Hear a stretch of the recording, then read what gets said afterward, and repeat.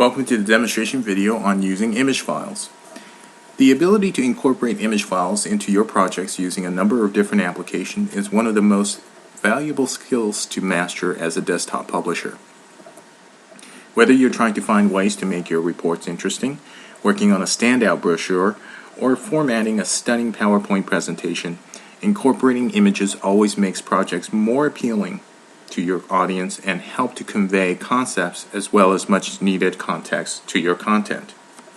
In this video, I will be demonstrating number 1, how to retrieve and save image files from the web, and number 2, how to insert image in a Word document. So let's get started. First, one of my favorite sources for public domain images is MS Office Media Collection. Public domain means that the use of these images are free to be downloaded and can be applied to most public use.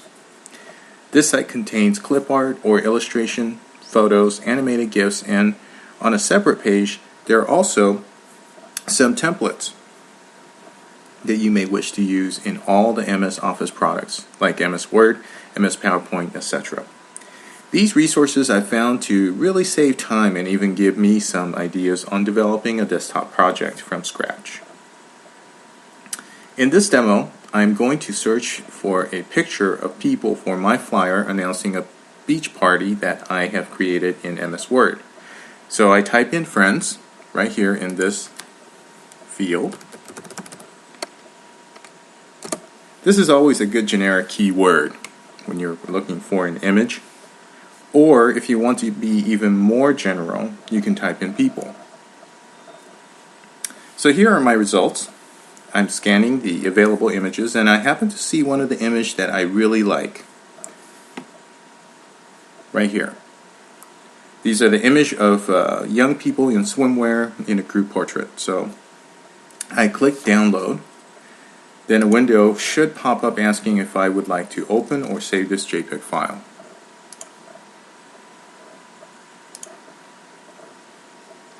I click open, and the file is downloading as we speak.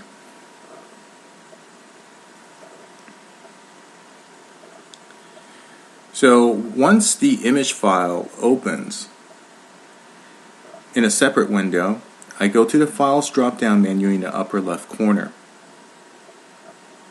I will have two choices: either copy the image directly from this window and paste to my document, or I can make copy by making the image as an image file, then inserting it in the document. So let me say this one more time. So I have two choices: either copy the image directly from the window and paste to my document, or I can make a copy by saving the image as an image file, then inserting it into the document. While the copy option is easier, it may not always work, and once you use this option, you still do not have an image file saved to be used later, especially if you think that you might use it for another project. While you can copy and paste from document to document, that may still not be the best option if the copy and paste is not working for you. So I'm going to make a copy by clicking on Files drop-down, then double-clicking on Make a Copy. Another window opens up, just like this, where I can choose where to save my image file. And right now, I currently have a folder that has my flyer in it, and I'm going to rename this image to Friends and save there. So now let me demo the insert option using a saved image file.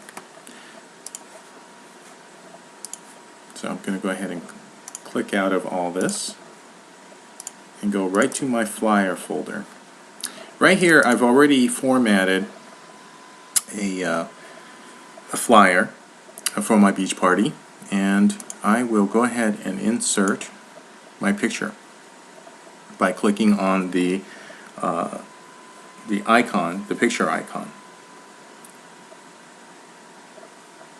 So I will now locate the flyer folder. And here's my image, and I will go ahead and click Insert. Now you'll see that the image file has not been sized, so don't, freak out if you see something like this. Don't panic. All you have to do is just go ahead and take one of the corners and then shrink it down.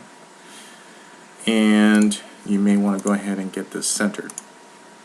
Now this might be a little too small now, so you can go ahead and expand it and play around with the spacing so that you can get it just right.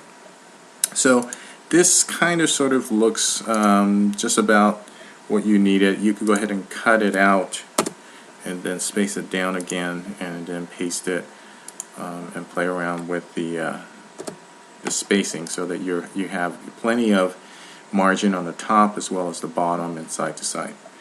And so that looks pretty good. So there you have it.